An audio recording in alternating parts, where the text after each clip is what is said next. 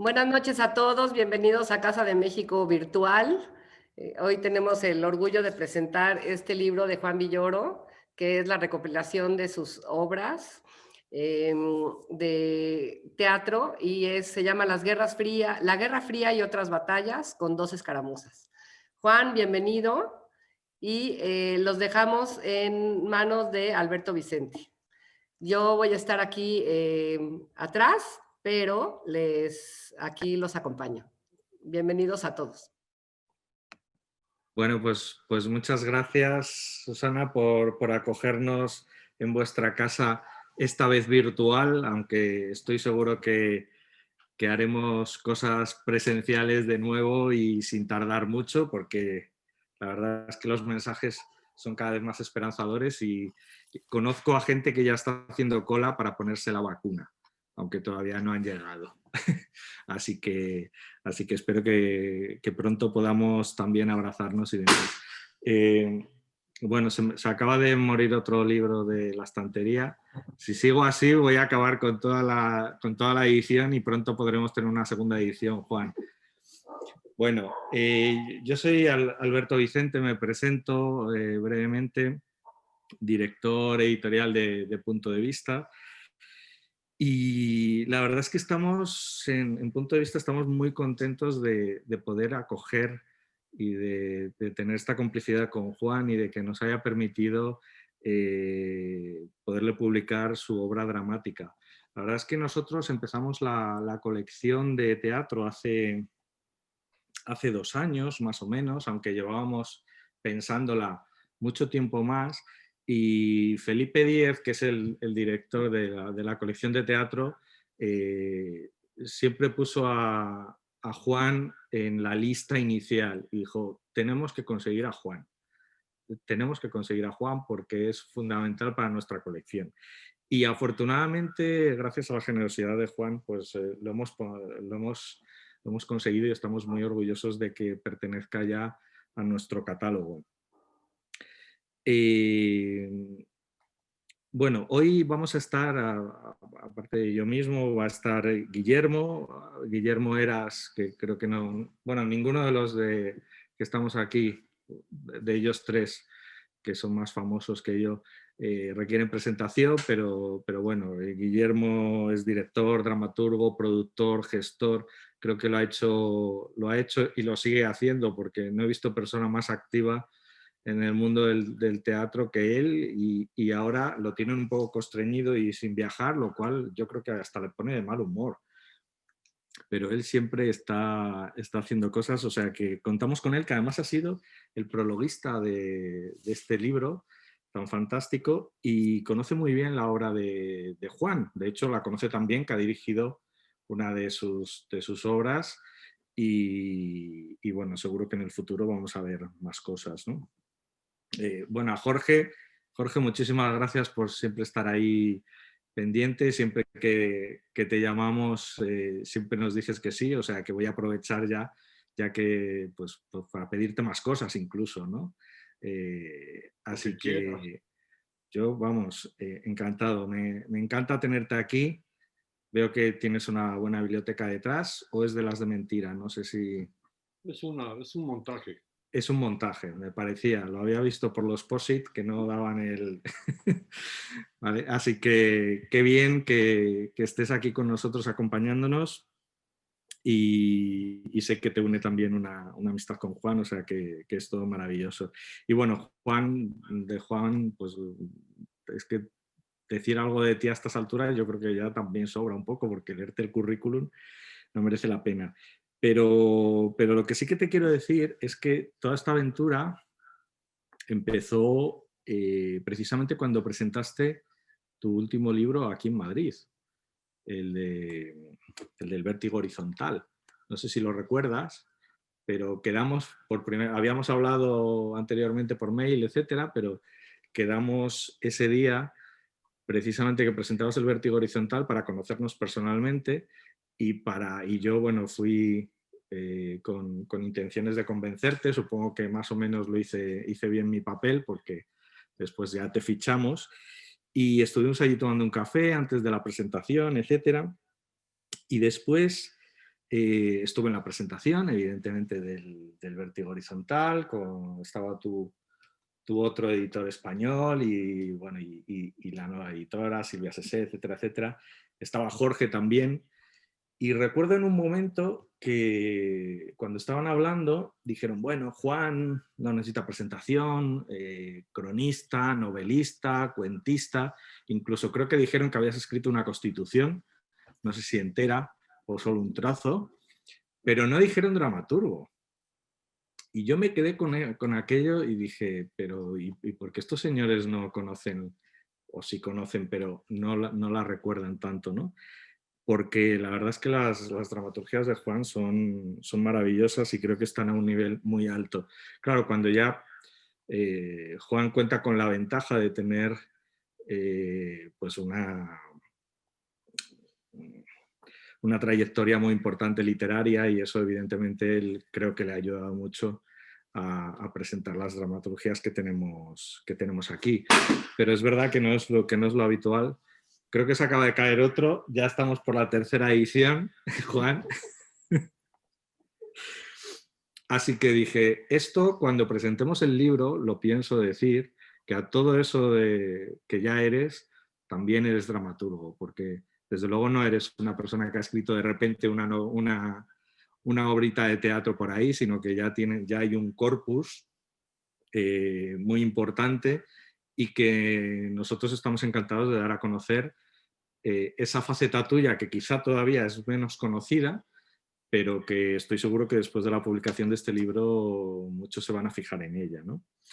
Así que también decirte, Juan, que después de eso tuvimos la suerte de poder ver una conferencia sobre la lluvia en una versión que hizo un grupo argentino que ahora mismo no recuerdo, aquí en Madrid. Después tuve la suerte de poder ver contigo la Guerra Fría en Guadalajara, y estoy seguro de que en esta fecha estaríamos viéndonos en Guadalajara, porque estoy seguro de que tú estarías allí y yo también. Así que, bueno, pues que sirva esto un poco para recordar que ahora lo ideal para todos sería haber estado en la FIL de Guadalajara, pero bueno, al menos podemos estar juntos un ratito esta vez. Así que bueno, yo no me quiero enrollar demasiado, sobre todo porque sé que hay grandes oradores hoy. Así que Jorge, cuéntanos qué te ha parecido el libro, qué no te gusta del libro, qué te gusta, no sé, cuéntanos lo que quieras realmente. Me gusta todo y voy a empezar por decir enhorabuena y que me congratulo. Y bueno, lo obligado es agradecer la hospitalidad de Casa de México, hospitalidad virtual, y que celebro que nos podamos juntar así, eh, en pantalla, aunque sea. Eh, gracias, gracias, gracias. En primer lugar, yo venía comiendo ansias desde que me llegó el libro a las manos, porque de entrada leí el magnífico prólogo de Guillermo Heras, y quiero agradecer que el pretexto del libro me permitió confirmar lo que decía Eliseo Alberto, que se debe llamar amistad a primera vista. Quedamos de vernos en un café, me mandó una foto primero para que yo lo pudiera reconocer. Yo solamente le dije que era idéntico a George Clooney y con eso me identificó en el café y tuvimos una conversación para mí inolvidable, y desde entonces lo considero mi amigo y tenemos muchas sobremesas por delante. Nos unen muchísimas cosas y eso es mi primer agradecimiento, es que conseguí un nuevo amigo gracias a este libro. El afecto infinito que le tengo a Juan no merma ni afecta a la admiración que le profeso. Y una cosa no estorba a la otra. Esto lo digo porque estamos en días de FIL y normalmente en la FIL de Guadalajara siempre tengo que aclarar, sobre todo entre mexicanos. Una cosa es que yo admire a alguien y otra cosa es que yo lo quiera. Yo admiro mucho a Borges, pero es probable que no lo quisiera. A lo mejor sería un incómodo amigo. Y luego hay otros a los que en realidad pues quiero muchísimo, pero no admiro sus obras. Y el problema es entonces cuando se da el milagro con Villoro. Cuando yo desperté, Villoro ya estaba ahí. Y yo lloro con Villoro. Este libro lo leí en un hospital, Juan. Estuve 6 días.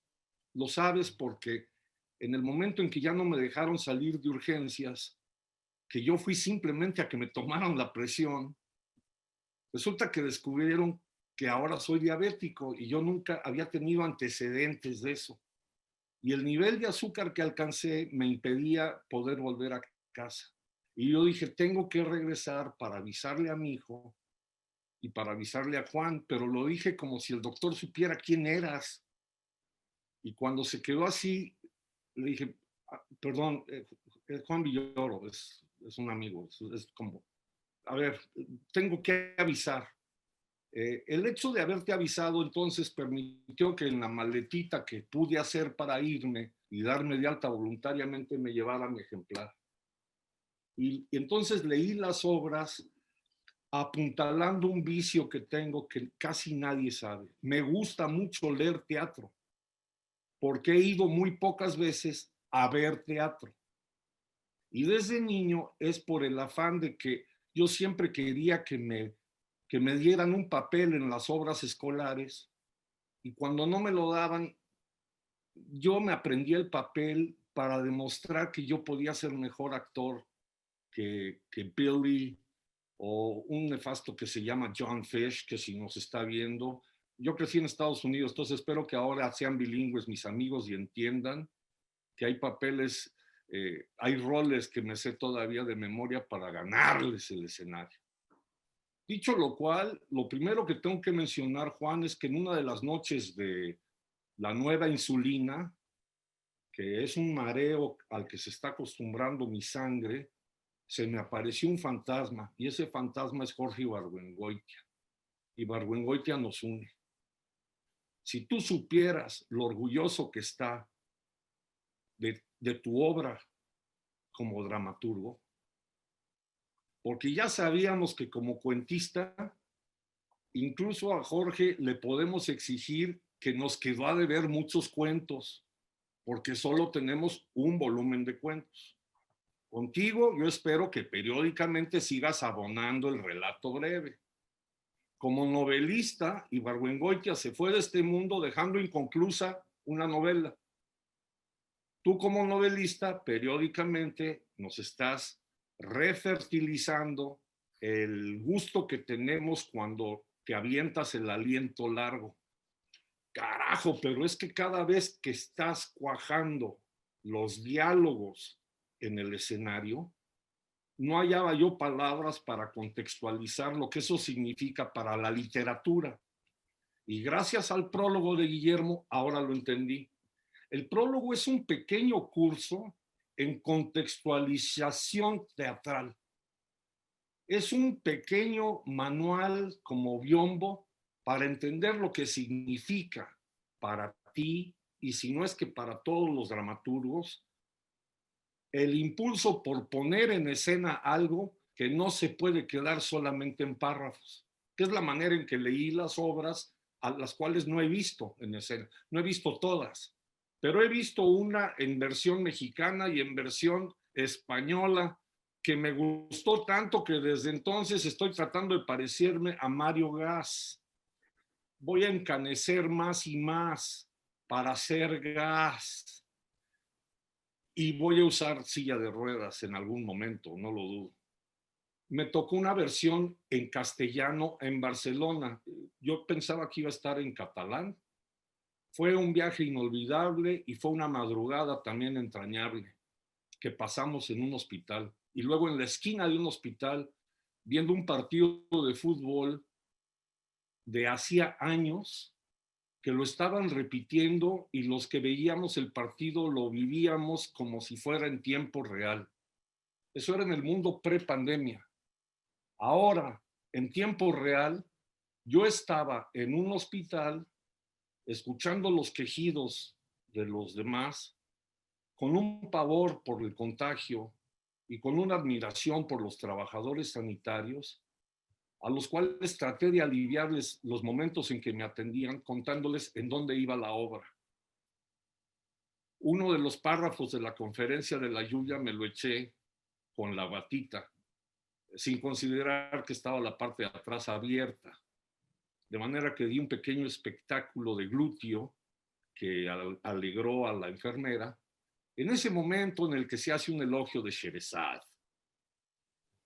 Nunca mejor contextualizado.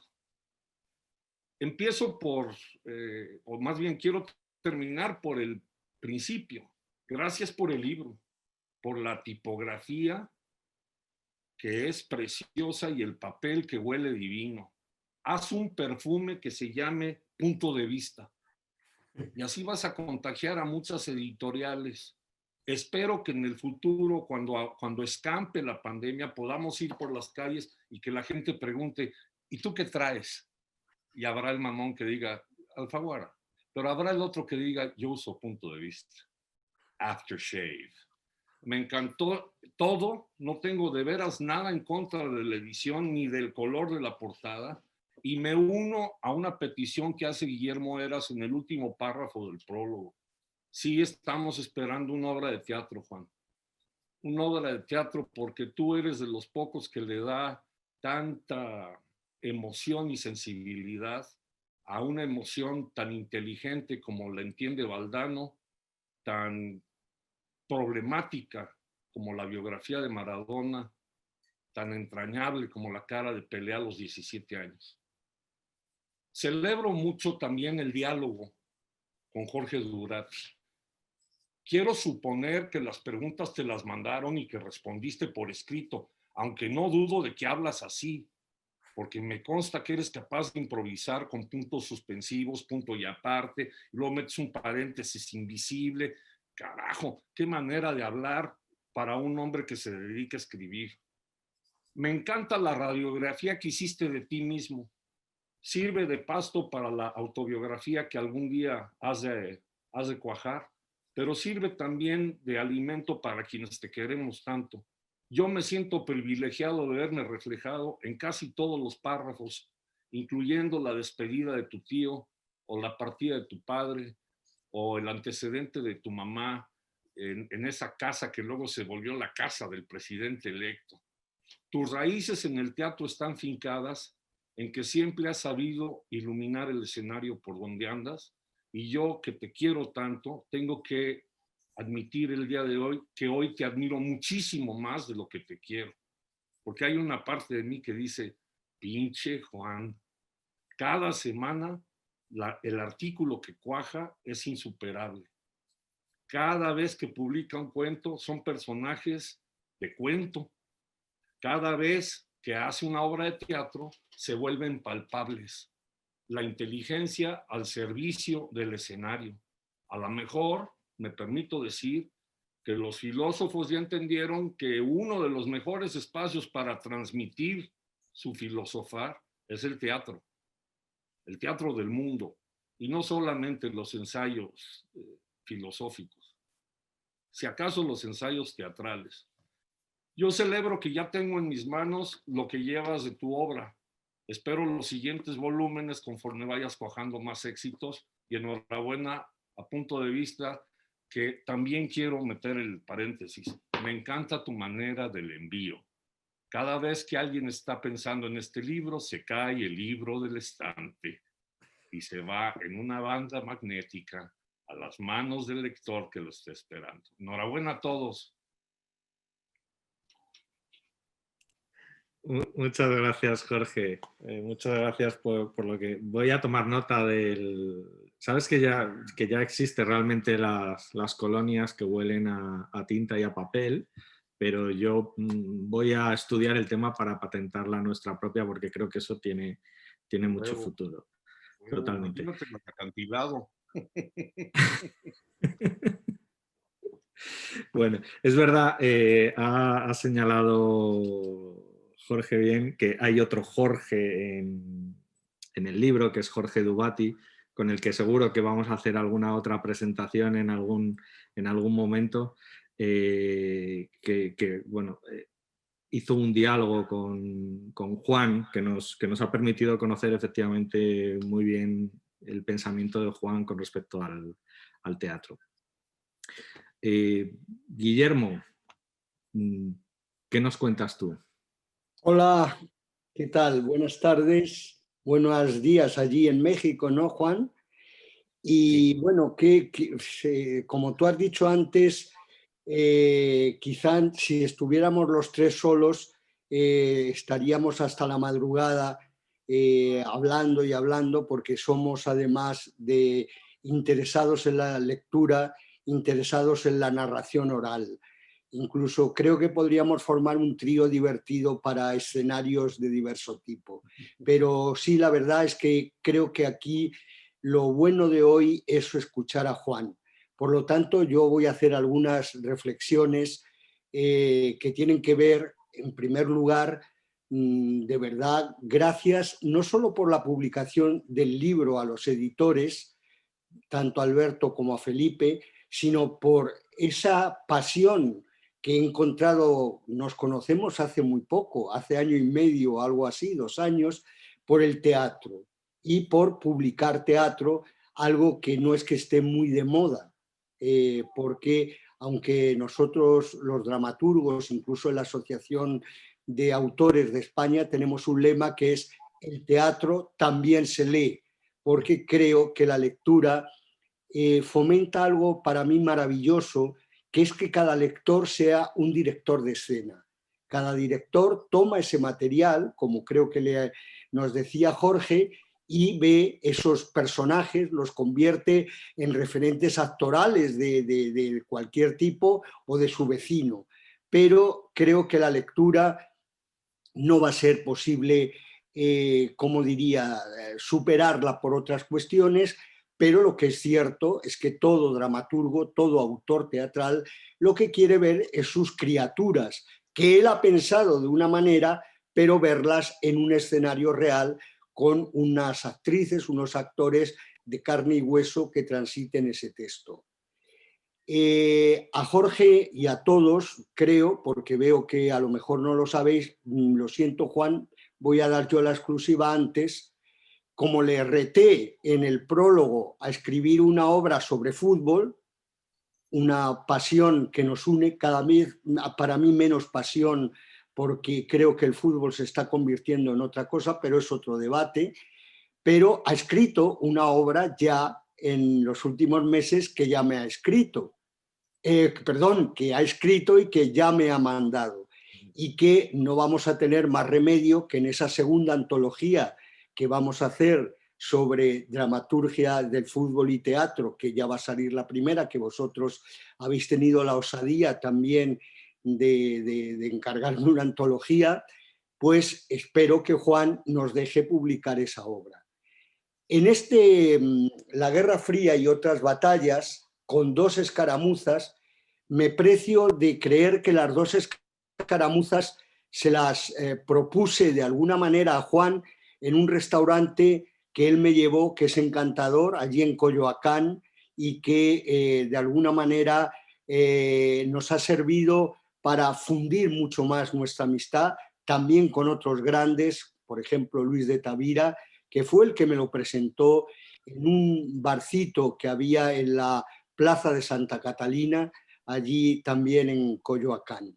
Entonces, este texto, que evidentemente seguramente Juan va a rehacer y todo esto, el que digo que me ha escrito, pero sin embargo, cuando le dije, pero seguro que no tienes más obras, porque todavía estamos a tiempo, yo os lo comenté, y me dijo, bueno, tengo 2 cosas pequeñas, 2 obras breves, y una precisamente es de un cancerbero, un portero de fútbol, y la otra es una delicia porque es una pastorela con 2 diablos maravillosos. No voy a hacer spoiler aquí porque lo que quiero es que la gente compre el libro y lea el libro. Por lo tanto, cuestiones que ya he dicho en el prólogo, en un prólogo que me ha apasionado escribir, que tenía que ver las casualidades de la vida con que le pedí a Juan, y con su generosidad real, me dio el permiso para montar en España, porque en español se han montado muchas veces conferencias sobre la lluvia. Esa conferencia de la lluvia, que la tenemos confinada por culpa del maldito virus, que espero que muy pronto los mercados españoles nos puedan permitir esta propuesta que él ya conoce por un vídeo que hemos grabado y le hemos mandado, y poder hacer muchas funciones, porque tal como hablamos también, el teatro de Juan es polivalente, polisémico, y muchas de sus obras no tienen por qué hacerse directamente en un escenario a la italiana. Es la posibilidad de hacerlo en otros espacios, como así me contó que se ha hecho de conferencias sobre la lluvia.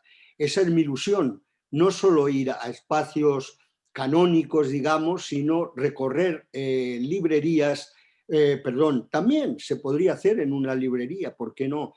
Incluso le dije a mis editores que en su salón, que está repleto de libros, sería un sitio magnífico para poder hacer lo que en la época de los ilustrados franceses leían las obras, también los ilustrados españoles de nuestro preexilio se leían las obras, Valle, Azorín, Bergamín, se leían las obras en casa. Pío Baroja tenía un pequeño teatrito. Creo que hay que buscar que la salida a la pospandemia tiene que ver también con nuevos circuitos, y me gustaría que la obra de Juan durara mucho tiempo, y durara mucho tiempo porque no está expuesta al mercado. Una cosa que me maravilla mucho de Juan, que también lo digo, es cómo él que aunque empezó siendo teatrero, hay que decirlo, lo dejó durante un tiempo para hacerse un corredor de fondo en todo tipo de escritura. Pero hay que de verdad admirar cómo, a partir de que empieza otra vez la escritura, sus obras, sobre todo en México y ya digo en otros países de Latinoamérica, han podido hacerse, y son obras de una contundencia tremenda, porque realmente, además de que creo que él trabaja muy bien el concepto de personaje. O sea, para los actores, las obras de Juan son un asidero muy fuerte. La última que he visto de él fue Cremación, o Cremación, montada por el gran Luis de Tavira. La vimos juntos en el estreno anterior, meses antes de la pandemia, y ahí vi cómo realmente los actores transitaban con una autenticidad. O sea, esa idea que yo planteo mucho en el prólogo de que el texto literario de Juan es materia dramática de escenario. Es decir, la dialéctica texto-representación fluye de una manera absoluta, y por eso para un director de escena es absolutamente como un placer poder transitarlo. Y vamos a hacer otra experiencia con otro de sus grandes obras, que es La Guerra Fría, precisamente una lectura dramatizada en Casa de México, que la hemos retrasado simplemente por cuestión de la pandemia. Esta obra me encanta que sea el título del general, porque creo que es una obra de una profundidad que retrata toda una generación, que tiene 3 personajes que son realmente carne de escenario, y pues bueno, alegrarme profundamente de tener esta reunión con vosotros. Es una pena que, digamos, tenga que ser virtual. Nos vamos a tener que acostumbrar mucho a este tema, pero lo que sí creo y querría es que mi deseo ahora más profundo es que este libro lo podamos presentar de diferentes maneras, con lecturas incluso de pequeños textos, con presencia de actores que quiere mucho Juan aquí en España, con Jorge recuperándole como actor profundo, este Orson Welles que tenemos ahí para exactamente nuestro ciudadano Kane.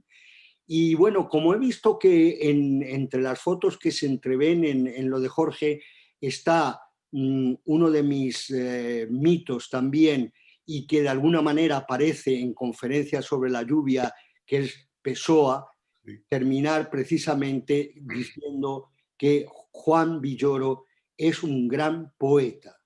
Y muchas gracias por la amistad, muchas gracias a todos.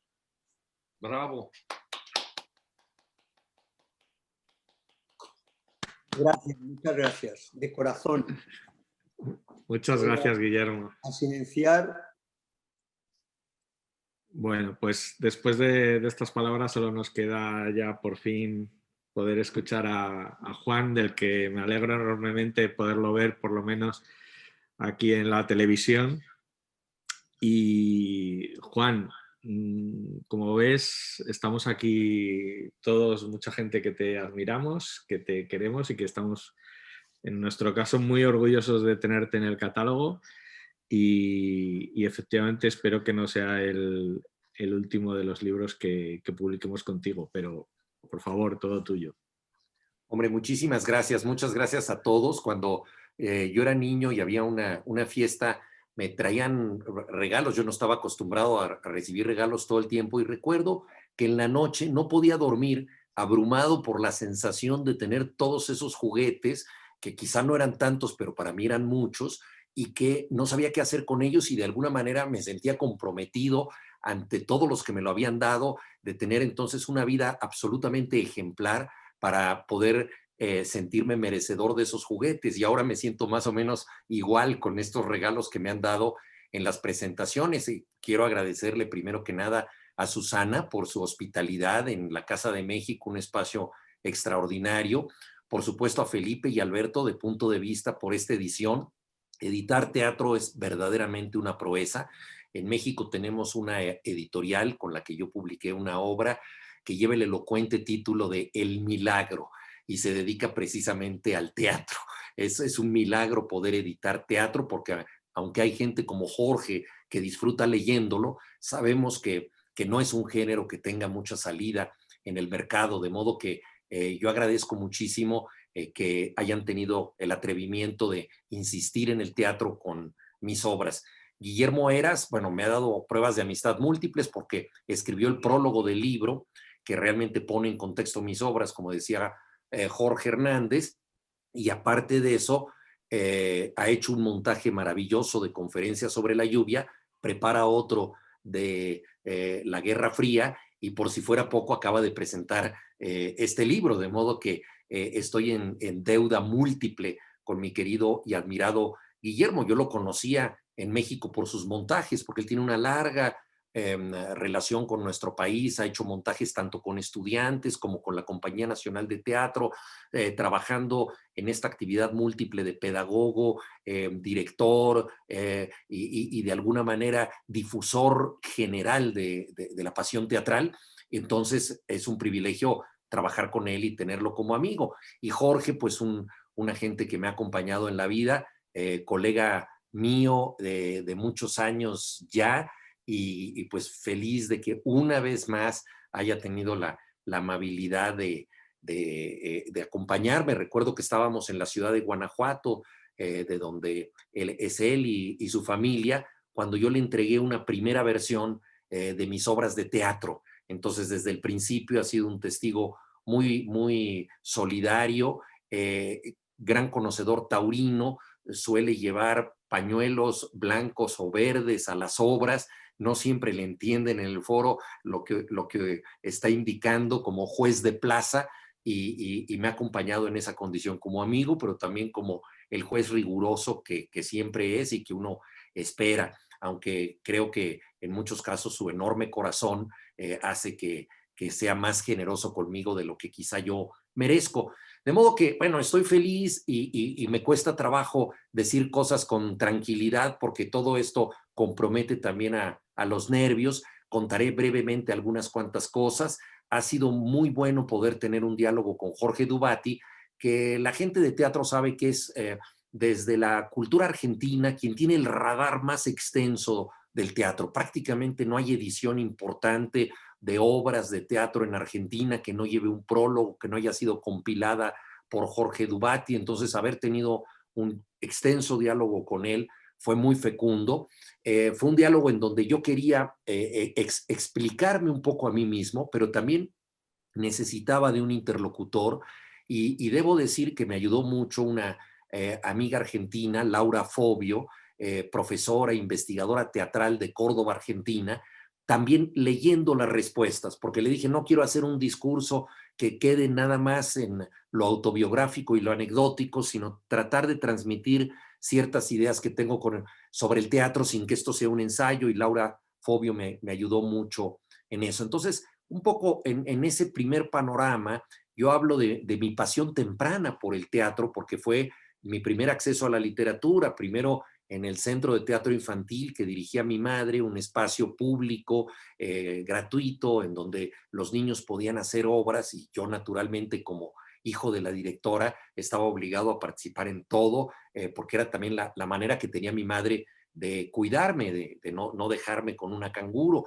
Entonces estuve ahí en el Centro de Teatro Infantil, y luego los que egresamos de ese teatro, ya en la adolescencia, nos reunimos bajo la inspiración de Alejandro Jodorowsky, que había revolucionado el teatro en México. La gente que conoce hoy en día a Jodorowsky como un muy sugerente lector del tarot, tuitero, gurú, no puede tal vez imaginar la importancia que tuvo como director teatral en México. Él había estudiado pantomima en París con Marcel Marceau, había formado parte del movimiento Pánico, y en México él fue una figura de vanguardia, pero que también logró hacer algunos montajes absolutamente rigurosos.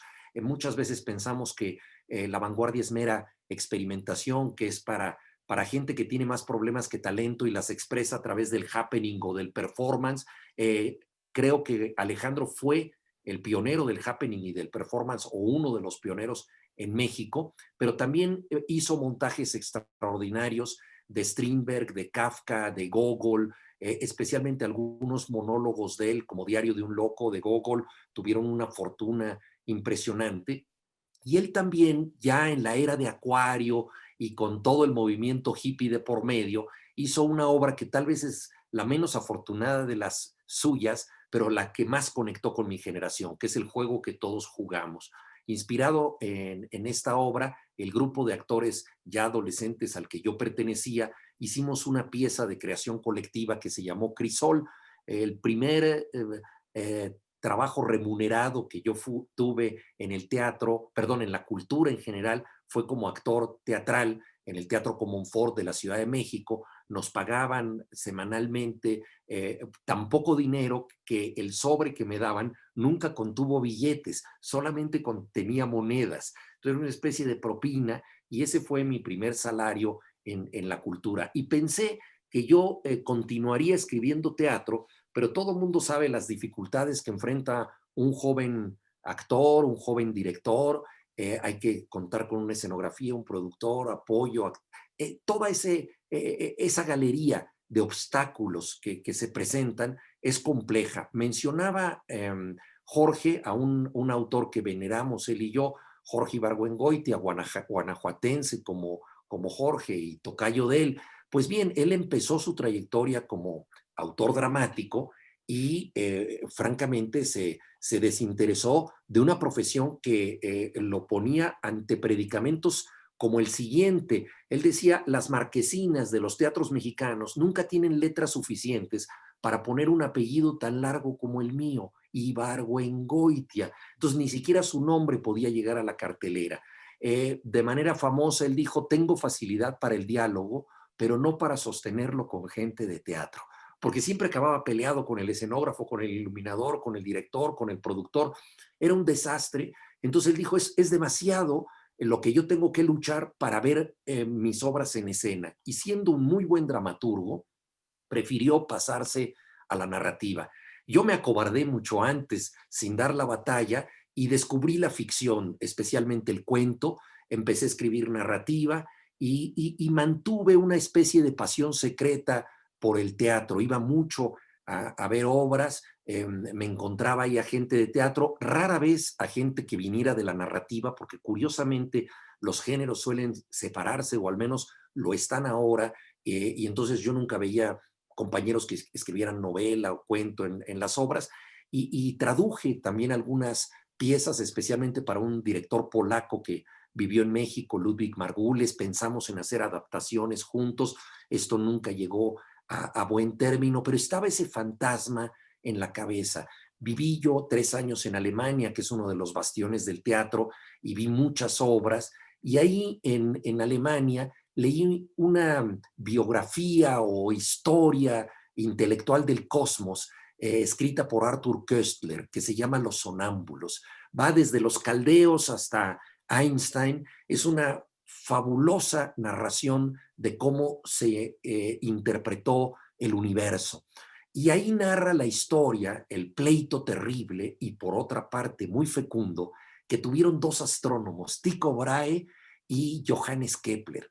Tycho era un científico experimental, tenía los mejores astrolabios sextantes de la época, tenía un gran observatorio en un aristócrata danés, y el rey Rodolfo de Bohemia le había comisionado un observatorio formidable, de modo que era el que tenía las mejores mediciones del cosmos, pero no sabía qué hacer con ellas, no tenía teoría. Y por otra parte estaba Johannes Kepler, que era un hombre sin recursos, que había padecido mucho en la vida, que jamás vio a lo largo de toda su existencia a través de un telescopio, que no tenía mediciones, pero que tenía la cabeza más privilegiada de Europa para interpretar los datos. Entonces se necesitaban mutuamente estas personas, pero al mismo tiempo se repudiaban un poco, porque si una prevalecía sobre la otra, se quedaría con la gloria y con la fama. Sabemos que Kepler es mucho más importante para la posteridad que Tycho Brahe, y Tycho Brahe simplemente fue el que le dio la oportunidad de tener esas mediciones. Además, se pelearon tanto que Tycho nunca le dio todos sus datos, y Kepler acabó robándoselos después de que muriera su anfitrión, porque había estado viviendo con él. Entonces me pareció que aquí había un conflicto teatral impresionante. Esto lo leí en 1981 y me tardé pues unos 35 años en escribir esa obra, lo cual en términos astronómicos es como un simple parpadeo, ¿no? Para el Sol esto es un instante, pero para una vida humana es mucho. Hablo pues de lo rezagado que quedé yo respecto a mi intención original de escribir teatro. La dramaturgia se convirtió para mí, como diría Luis Landero, en uno de esos juegos de la edad tardía. Empecé a escribir realmente ya para la escena a los 50 años. Pero la experiencia fue tan grata, tan estimulante. La posibilidad de ser principiante en un género literario me pareció espléndida, y al mismo tiempo me alentó el egregio fracaso que han tenido notables narradores cuando pasan al teatro, porque varios amigos me dijeron, bueno, estás loco, ahora te vas a poner en tela de juicio en algo que no dominas, vas a hacer el ridículo. Recuerda lo que le ha pasado a tantos escritores en México. Carlos Fuentes no tuvo fortuna como dramaturgo, Octavio Paz probó su mano, pero solo una vez. Me dijo, no, esto es demasiado complicado, ¿no?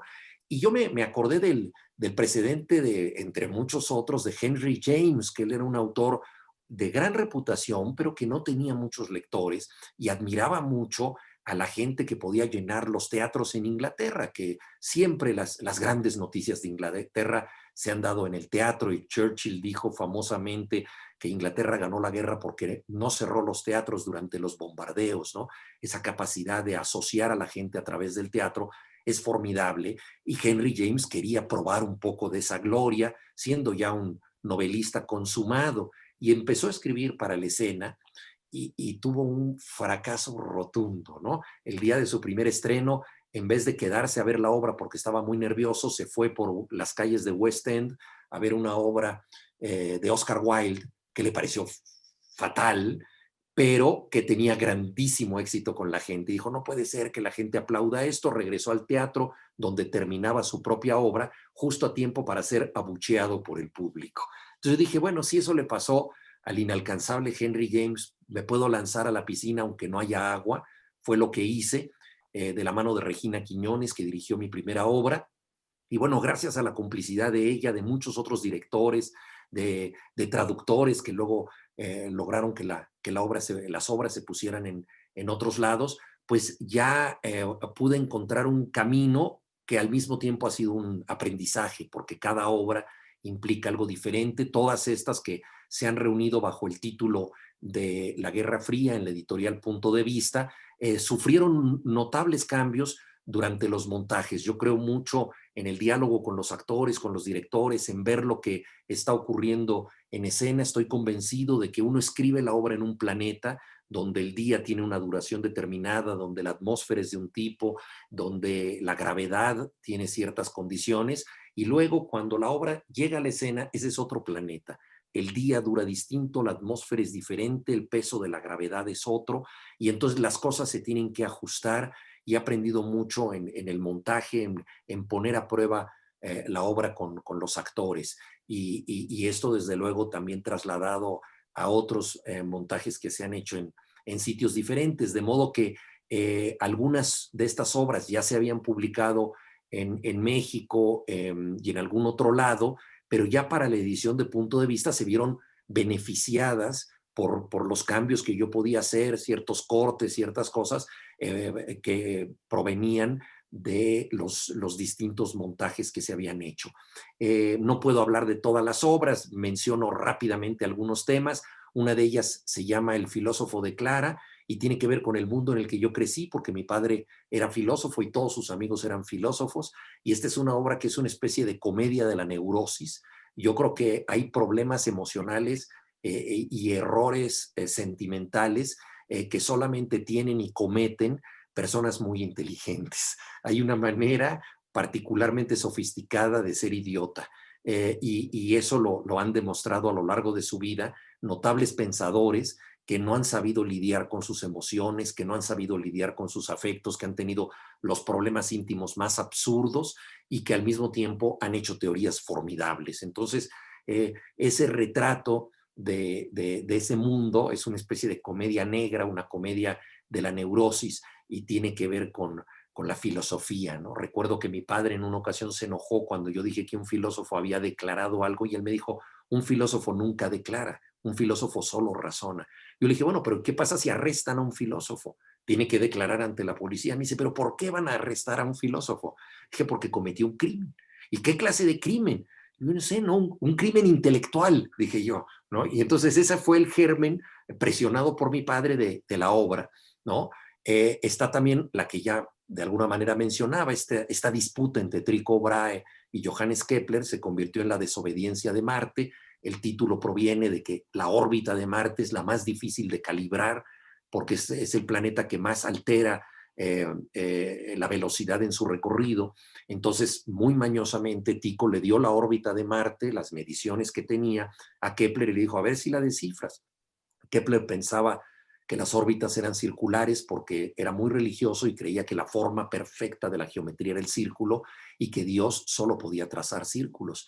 Y uno de los grandes atrevimientos intelectuales de la humanidad fue el momento en que Johannes Kepler, religioso y piadoso, se dio cuenta de que Dios podía utilizar una de las formas más horribles de la geometría, que era la elipse.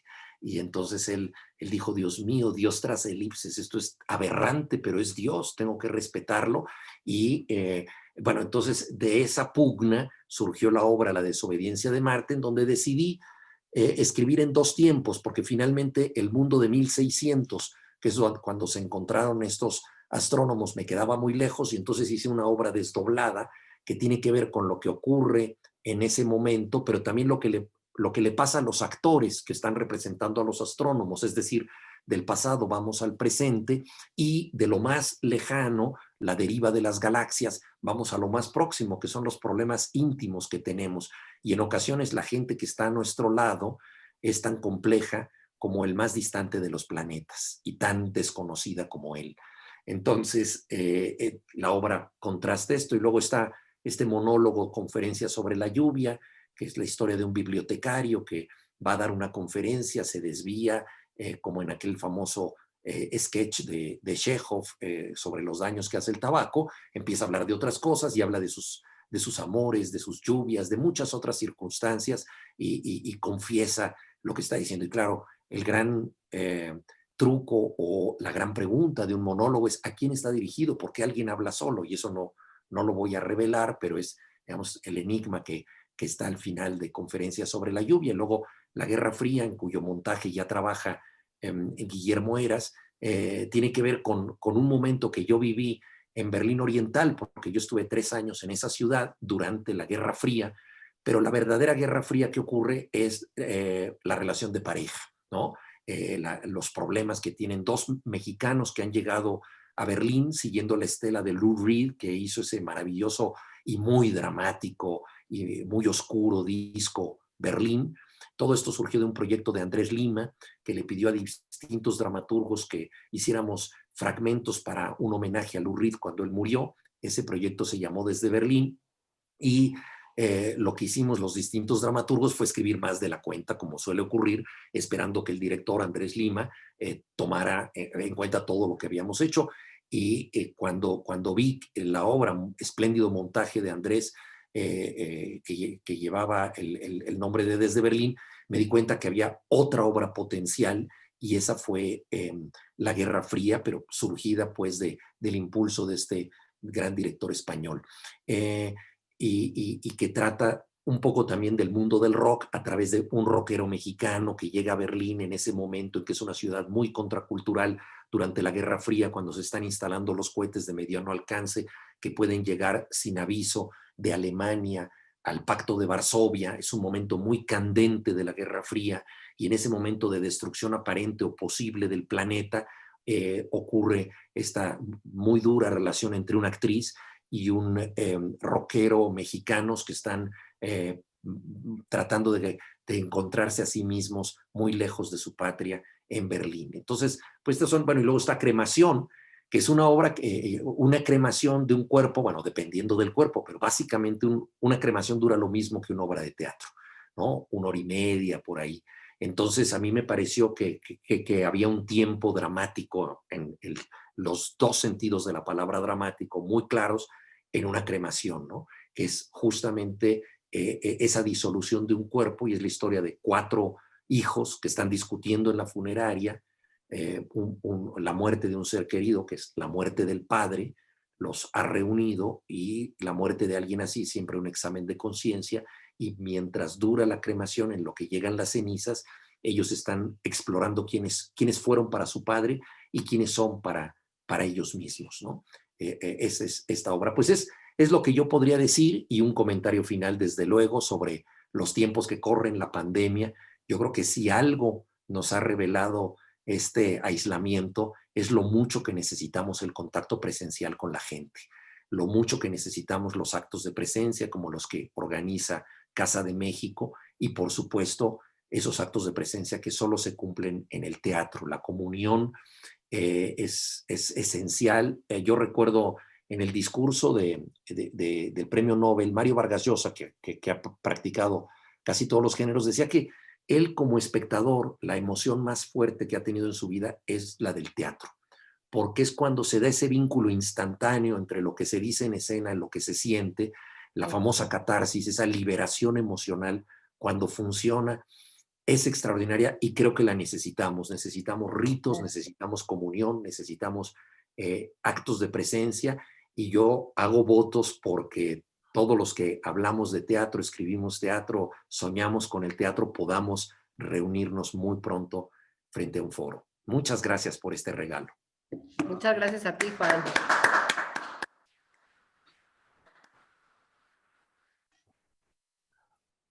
Muchas gracias. Luego quisiera decir algunas palabras. Sí, claro que sí. Bueno, muchas gracias, Juan, por todo lo que nos has contado. La verdad es que escucharte siempre es un placer, y tenemos unas ganas tremendas de ver los montajes de Guillermo y espero que pueda ser pronto. Susana. Sí, yo nada más, bueno, quería darles las gracias a todos y decirles que disfruté muchísimo el montaje de Guillermo de Conferencias sobre la Lluvia. También tuvo muy buena acogida aquí en Casa de México, en el público presencial y virtual. Estamos esperando un buen momento para hacer la Guerra Fría y sin duda me quedo con ganas de presentar El filósofo de Clara para el próximo año. Esperemos que haya unas condiciones mejores para hacer estos actos presenciales. Y bueno, siempre es un privilegio escucharlos, querido Jorge, querido Guillermo, querido Juan, y en esta Casa de México que es su casa, y aquí los esperamos y esperemos pronto salir de esta situación tan extraña que nos ha tocado vivir. Y les mando un abrazo a todos. Muchas gracias, Susana, por Sí, acogernos. La gracias. verdad es que antes se decía que a esta hora en Madrid o dabas una conferencia o te la daban. Pero con esto del Zoom, o sea, creo que es peor todavía, o sea, que espero, porque al final, yo no sé, cuando hablas con la gente siempre está como, me meto en Zoom, voy a Zoom, no sé qué, o sea, ya empieza a ser un poco problemático. Creo que el hombre tiene problemas de adicción de este tipo y tenemos que salir de esta cuanto antes. Bueno, pero gracias a esto podemos estar ahorita con Juan, con Jorge, que ¿te sigues confinado, Jorge? ¿Sigues encerrado? Sí, sí, pero yo celebro que nos podamos conectar, aunque quiero mencionar que en realidad con Juan en particular siempre estoy conectado. Así como me dio de alta en el hospital la lectura de esta obra reunida, quiero recordarle que yo iba en un tranvía en Praga cuando me mandó la fotografía del estreno de la obra de La desobediencia de Marte, y el tranvía paró, la última parada es en el castillo donde está el monumento a Johannes Kepler y a Tycho Brahe. Ay, wow. Me frío por el agua de azar, y así ha sucedido con casi todo lo que me une con Juan. También quiero recordar a Montse Pecanins y a Brian Nissen, que nos hicimos amigos en la Plaza de Santa Catarina que mencionó Guillermo Heras en el estreno de una de las obras de Juan. Así que con el pretexto de que no podemos estar juntos, en realidad nunca nos hemos separado, Juan. Y enhorabuena a todos. E insisto en lo del perfume. Sí, sí está precioso el libro, precioso, precioso. Sí. Ya lo tocarás, Juan. Claro. Lo tocará en breve porque seguro que está en Ciudad de México ya. O sea, todo será que la aduana de repente lo suelte y te lleguen los ejemplares. Guillermo, no sé si quieres decir alguna última cosa. Yo creo que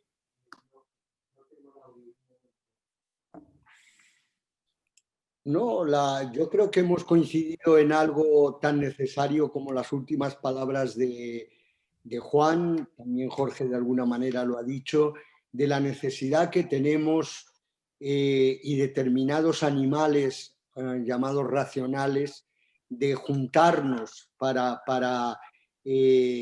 poder intercambiar muchas veces cuestiones que a lo mejor para un grueso, seguramente para la gente que iba a ver a Oscar Wilde, seguramente, pues de pronto las divagaciones de otros autores de la época les parecían, digamos, innecesarias, porque también no debemos olvidar que hay un teatro de pensamiento y hay un teatro de mercado. En ese sentido está claro que donde podemos situar a Juan es en el teatro de pensamiento. Y ese teatro de pensamiento, él tiene que asumir que no va a tener el éxito de Cats o de un musical americano. Y él lo hace con una lucidez absoluta, cosa que a veces los dramaturgos no asumen o no asumimos y nos desesperamos por la cuestión del el público, los espectadores. Él siempre me ha parecido en todas las conversaciones que he tenido con él de una lucidez y por eso escribe lo que quiere escribir. Y eso en un autor contemporáneo para mí es lo fundamental, ser auténtico. Así que bueno, solo añadir esta pequeña reflexión. Bravo.